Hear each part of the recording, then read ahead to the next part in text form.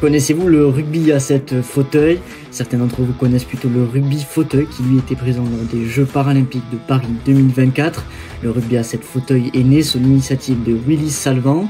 Il existe 6 clubs en France et 1 à Monaco.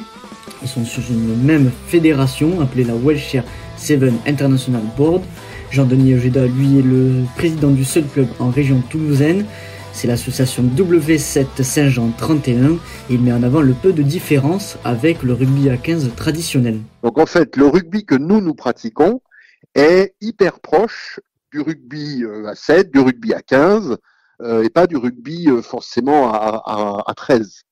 Pourquoi? C'est que de 7 à 77 ans jouent des filles, des garçons, des femmes, des hommes, des personnes à mobilité réduite et des valides, tout le monde en même temps. Nous avons un ballon ovale. Nous ne faisons des passes qu'en arrière, comme au rugby. On ne fait des passes qu'en arrière, sinon il y a un en avant. Et l'en avant au rugby à 7 en fauteuil se traduit par une mêlée. Quand le ballon sort du terrain, on fait une touche. C'est 3 fauteuils contre 3 fauteuils maximum. Une mêlée, c'est 3 fauteuils maximum. On transforme nos essais, mais pas avec un coup de pied, avec un coup de poing. Le club peut s'appuyer sur le parrainage d'Oumar Hassan, ancien joueur du Stade Toulousain ou encore de la sélection argentine.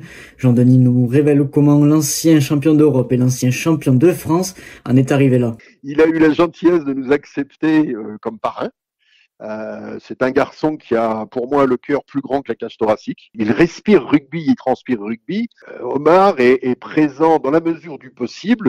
J'ai des venus au forum des associations et donc je l'ai sollicité sur LinkedIn et je lui ai dit voilà ce qu'on fait nous. Et puis si vous acceptez de devenir le parrain de notre association. A priori, j'ai dû bien m'y prendre. Il a accepté de venir au mois d'avril, une journée porte ouverte. Il est venu, il a pratiqué, il m'a dit ton truc, c'est super. Jean-Denis Ojeda attend avec impatience la construction d'un 3e gymnase à Saint-Jean pour que son club évolue sportivement afin d'avoir plus d'adhérents dans son association.